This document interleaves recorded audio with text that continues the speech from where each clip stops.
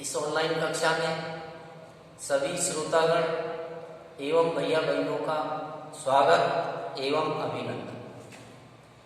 कक्षा अष्टमी विषय विज्ञान दिनांक 19 अगस्त 2020 वार बुधवार अध्याय 2 सूक्ष्म जीव मित्र एवं शत्रु। इस अध्याय के अंदर अपन पढ़ रहे थे मित्रवत सूक्ष्म जीव अर्थात सूक्ष्म जीवों के उपयोग। सूक्ष्म जीवों के उपयोग से संबंधित हमने पिछले वीडियो में हमने दो उपयोग पढ़ लिए थे। एक तो दही एवं ब्रेड केक का बनाना पढ़ लिया था, दूसरा हमने व्यवसायिक दृष्टि से सूक्ष्म जीवों का क्या उपयोग है। आज अपन इस वीडियो के अंदर तीसरे प्रकार का सूक्ष्म जीवों से होने वाला जो उपयोग है वो है कि सूक्ष्म जीवों के औषधीय उपयोग, यानी चिकित्सा के क्षेत्र में किस प्रकार से सूक्ष्म जीवों का योगदान रहता है औषधि वगैरह बनाने। वास्तव में सूक्ष्म जीवों का चिकित्सा के क्षेत्र में बहुत महत्वपूर्ण योगदान या भूमिका इनकी रही है। तो आप ध्यानपूर्वक सुनेंगे। आपने कई बार देखा होगा कि कई बार हम बीमार हो जाते हैं। बीमार क्यों होते हैं?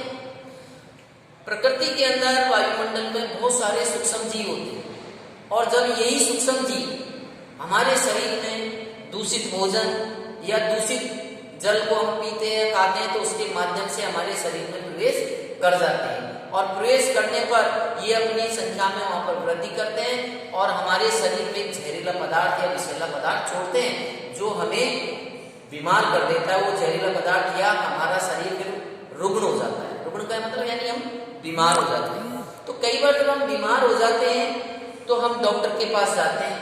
तो डॉक्टर ने कई बार क्या है दवाई जब देता है तो लिखता है तो उसके साथ साथ कई बार एंटीबायोटिक का मतलब प्रतिजैविक औषधि भी हमें लिखता है। या तो प्रतिजैविक एंटीबायोटिक कोई टैबलेट दे सकता है या कैप्सूल के रूप में, या कई बार आप देखे होंगे बीमारियों के लिए हमको पेनिसिलिन के इंजेक्शन भी लगाए जाते हैं। तो ये सब प्रतिजैविक जो एंटीबायोटिक जो दवाई हैं ये कहाँ से आती हैं? ये सब दवाइयां हैं जो सूक्ष्म जीवों के सहयोग से विशेष प्रकार के जैसे जीवाणु हैं, कवक वगैरह, इनके माध्यम से ये तैयार की जाती है। तो कौन कौन सी ऐसी दवाई जो सूक्ष्म जीवों के माध्यम से आज आप देख रहे हैं बहुत सारी एंटीबायोटिक दवाइयां होती हैं जो सूक्ष्म जीवों के सहयोग से ही तैयार की जाती है, जिनमें से मुख्य रूप से पेनिसिलिन हो सकती है, टेट्रासाइक्लिन हो सकती है और इरिथ्रोमाइसिन हो सकती है और एक और होती है स्ट्रेप्टोमाइसिन। ये सब दवाइयां जो आप यहाँ पर देख रहे हैं वो एंटीबायोटिक हैं और इन्हीं सूक्ष्म जीवों के माध्यम से तैयार की जाती है। तो देखिए यहाँ देख लीजिए, देखिए आजकल सूक्ष्म जीवों जैसे जीवाणु व कवकों से अनेक प्रतिजैविक यानी एंटीबायोटिक औषधियों का उत्पादन हो रहा है, जिनमें प्रमुख रूप से कौन कौन सी एंटीबायोटिक है? पेनिसिलिन, स्ट्रेप्टोमाइसिन, टेट्रासाइक्लिन और एरिथ्रोमाइसिन सामान्य रूप से उपयोग की जाने वाली दवाई है जो हमें डॉक्टर वगैरह देते हैं। आइए अब हम ये जानना चाह रहे हैं कि अगला बिंदु हमारा है प्रतिजैविक या एंटीबायोटिक क्या होते हैं, यानी आप एंटीबायोटिक किसे कहेंगे? तो देखिए इस प्रकार की जो औषधियां हैं वो बीमारियों को क्या करती हैं? जो बीमारी हमारे अंदर जो पैदा करने वाले जो सूक्ष्म जीव हैं, क्योंकि अभी मैंने आपको बताया था कि कोई भी बीमारी होती है वो सूक्ष्म जीव के माध्यम से होती है। तो इस प्रकार की औषधियां क्या करती हैं? हमारे शरीर के अंदर बीमारी पैदा करने वाले जो सूक्ष्म जीव हैं उनको या तो क्या कर देता है वो नष्ट कर देती है दवा, या फिर उनकी वृद्धि को रोक देती है। वृद्धि का मतलब संख्या में, क्योंकि जितनी ज्यादा वृद्धि संख्या में बढ़ेंगे उतनी बीमार होंगे अपन।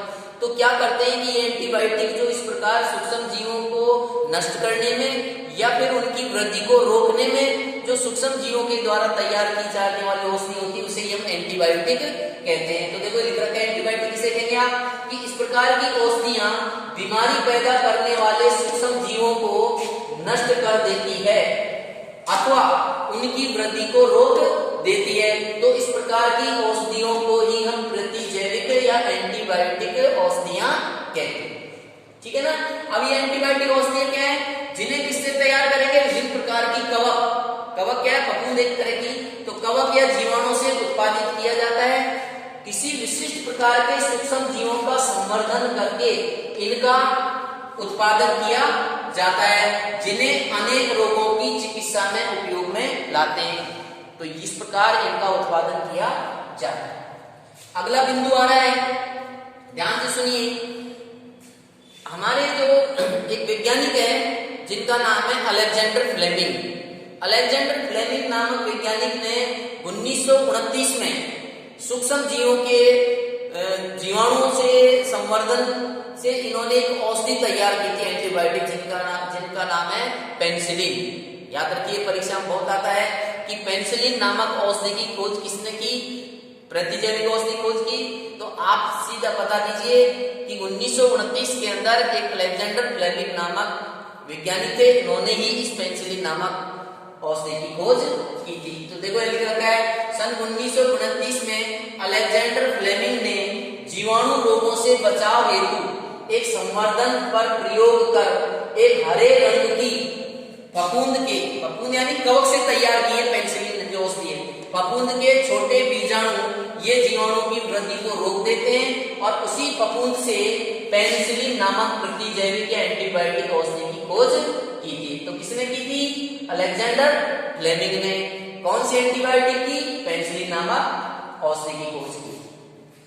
आगे अगला टॉपिक हमारा आ रहा है कि प्रतिजैविक जो औषधियां हैं इनके कोई दो उपयोग बताइए।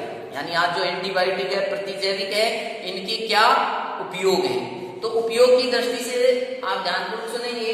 तो देखिए, आजकल जो पशु आहार तैयार किया जा रहा है या कुक्कुट पालन करते हैं, कुक्कुट यानी मुर्गा जो पालन करते हैं, बड़े बड़े फर्म जो होते हैं, तो पशु आहार और कुक्कुट पालन वाला जो आहार है उनके अंदर इनको मिक्स कर दिया जाता है, एंटीबायोटिक को मिला दिया जाता है। इससे क्या होता है, इससे सूक्ष्म जीवों का संचरण है जो आगे नहीं होता। दूसरी, तो यहाँ पर लिखा हुआ है आजकल पशु आहार एवं कुक्कुट आहार में भी प्रतिजैविक मिला दिए जाते हैं, जिनका उपयोग पशुओं में सूक्ष्म जीवों का संचरण को रोकना होता है। दूसरा उपयोग क्या है कि प्रतिजैविक का उपयोग कुछ पौधों के रोगों को नियंत्रण के लिए जाता है, क्योंकि पौधे भी सजीव होते हैं, पौधों में भी अनेक प्रकार के रोग हो जाते हैं। तो पादप रोगग्रस्त न हो तो इनसे बचाव के लिए भी आजकल है जो क्या है, एंटीबायोटिक तैयार किए जाते हैं। तो देखिए, दूसरे नंबर का उपयोग लिख रखा है कि प्रतिजैविकों का उपयोग कुछ पौधों के रोग नियंत्रण के लिए भी किया जाता है। अब अगला बिंदु जो आ रहा है वो बहुत ही महत्वपूर्ण है और सोच समझ करके आप इसको ध्यानपूर्वक सुनेंगे। देखिए, हेडिंग क्या दे रखा है, प्रतिजैविक या एंटीबायोटिक लेते समय हमें किन किन बातों की सावधानी रखनी चाहिए। तो कई बार क्या होता है, बात बिल्कुल सही है कि एंटीबायोटिक जो दवाइयां जो होती हैं ये निश्चित रूप से डॉक्टर की सलाह पर ही लेनी चाहिए। क्यों लेनी चाहिए, क्योंकि एंटीबायोटिक जो दवाइयां होती हैं वो हमारे शरीर पर कई बार इनका गलत प्रभाव पड़ जाता है। एंटीबायोटिक दवाई कई बार क्या है, हमको आवश्यकता नहीं है और हम एंटीबायोटिक दवाई ले रहे हैं, तो इससे क्या होने वाला है कि जब आपको वास्तव में एंटीबायोटिक की जरूरत पड़ेगी तब आपके शरीर पर उसका प्रभाव नहीं होगा जितना उसका प्रभाव पड़ना चाहिए। क्यों, क्योंकि जब आपको आवश्यकता नहीं थी तो उस समय आपने ले लिया अनावश्यक रूप से, तो इसलिए हमारी बॉडी पर इनका गलत प्रभाव पड़ता है, इसलिए इनका सोच समझ करके उपयोग करना चाहिए। तो पहला बिंदु बिल्कुल सही कहा है, क्या डॉक्टर की सलाह पर ही प्रतिजैविक दवाइयां लेनी चाहिए। मान ली डॉक्टर ने 5 दिन की अपन को दवाई ली तो 5 दिन की लेनी चाहिए, अर्थात साफ लिखा हो उसका पूरा कोर्स लेना चाहिए। अगर आप बीच में ही आपने 3 दिन की दवा ले ली या नियमित रूप से आपने नहीं ली, गैप लगा दिया उसके अंदर, तो फिर ये काम नहीं करेंगे। क्यों, क्योंकि जीवाणुओं को मारने के लिए इनका उपयोग किया जाता है। तो जीवाणु की एक साइकिल होती है, चक्कर होता है, तो वो चक्कर है जो टूट नहीं पाता। तो नियमित रूप से आप दवाई लेंगे और पूरा कोर्स लेंगे तभी जाकर के ये फायदेमंद होती है, अन्यथा इनका फिर उपयोग नहीं होता है। तो ये साफ लिखा हुआ आगे देखो, तथा उस दवा का कोर्स भी पूरा लेना चाहिए, यानी डॉक्टर की सलाह पर ही प्रतिजैविक दवाई लेंगे और साथ ही पूरा कोर्स भी आपको लेना चाहिए। अधूरा कोर्स नहीं लेंगे, अन्यथा उसका फिर कोई प्रभाव नहीं पड़ेंगे और आप फिर बीमार हो जाएंगे।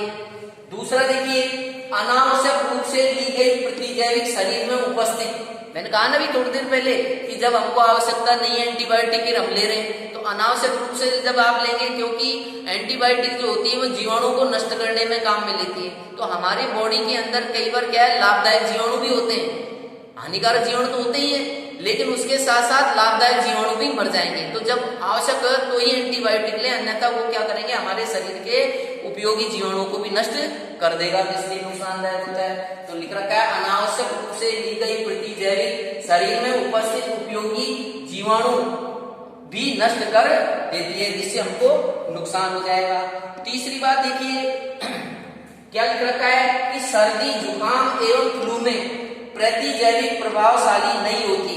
इसका मतलब क्या है कि ये जो बीमारियों के मैंने नाम बोले, कौन कौन से अभी आपके सामने नाम बोले थे कि कई बार सर्दी लग जाती है, जुकाम लग जाते हैं या बुखार हमारे हो जाते हैं, तो ये जो है ये वायरस जनित रोग है और वायरस जनित रोग पर एंटीबायोटिक का कोई इफेक्ट नहीं होता है। हम खामे खा ले रहे हैं क्योंकि एंटीबायोटिक केवल जीवाणु जन्य रोगों पर ही उसका उपयोग होता है, तो नहीं लेना चाहिए। तो ये यही कह रहा है कि सर्दी जुकाम एवं फ्लू में प्रतिजैविक प्रभावशाली नहीं होते।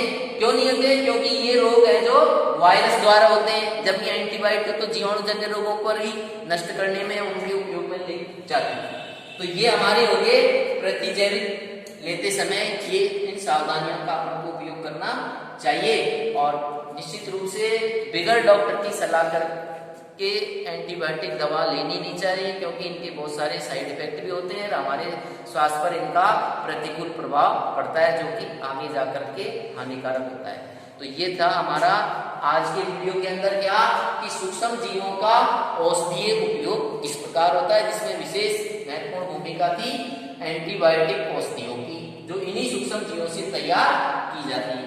आइए गृह कार्य पर चर्चा कर लेते हैं। पहला प्रश्न देखिए, प्रतिजैविक किसे कहते हैं और किन्हीं दो प्रतिजैविक औषधियों के नाम लिखिए। तो इस प्रश्न के अंदर दो बात पूछी है, एक तो प्रतिजैविक किसे कहते हैं, तो परिभाषा देखिए यहाँ पर लिख रखा है, साफ लिखी हुई है। प्रतिजैविक या एंटीबायोटिक किसे कहेंगे, आपको लिखना है कि इस प्रकार की औषधियां बीमारी पैदा करने वाले सूक्ष्म जीवों को नष्ट कर देती है अथवा उनकी वृद्धि को रोक देती है। तो इस प्रकार की औषधि को ही हम प्रतिजैविक या एंटीबायोटिक औषधि कहते हैं। एक जवाब तो होगा इसी प्रश्न का, लेकिन आगे वो कह रहा है कि किन्हीं दो प्रतिजैविक औषधियों के नाम लिखिए। तो यहाँ साफ लिखा हुआ देखो, पेनिसिलिन, स्ट्रेप्टोमाइसिन, टेट्रासाइक्लिन और एरिथ्रोमाइसिन, ये चार यहाँ पर एंटीबायोटिक है, इनमें से कोई भी आप एजुलाइक दो लिख सकते हैं।